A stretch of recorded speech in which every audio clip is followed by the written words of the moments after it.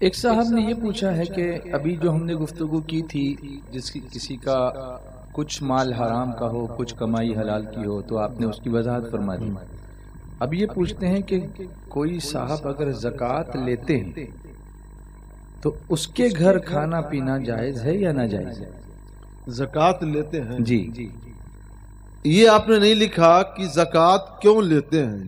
جی وہ زکوٰۃ کے حقدار یعنی فقیر و محتاج ہیں یا نہیں ہیں. جی اگر کوئی آدمی فقیر ہے مسکین ہے زکوٰۃ کے حقدار ہے اس لیے اگر لوگ اس کو زکوٰۃ دیتے ہیں اور وہ زکوٰۃ کا مال قبول کر لیتا ہے تو اس میں کوئی حرج نہیں ہے.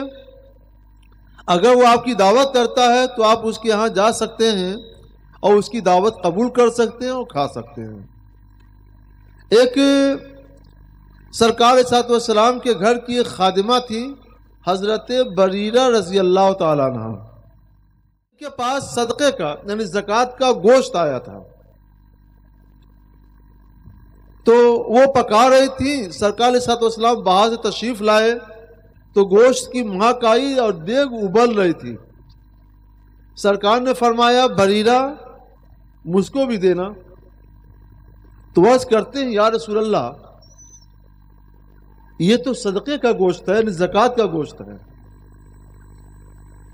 تو حضور صلی اللہ علیہ وسلم نے ارشاد فرمایا لکے صدقۃ ولنا ہدیۃ. وہ گوشت تیرے لیے تو صدقے اور زکوٰۃ کا گوشت ہے لیکن جب تم اپنے طرف سے مجھ کو پیش کرو گی تو میرے لیے تحفہ اور ہدیہ بن جائے گا.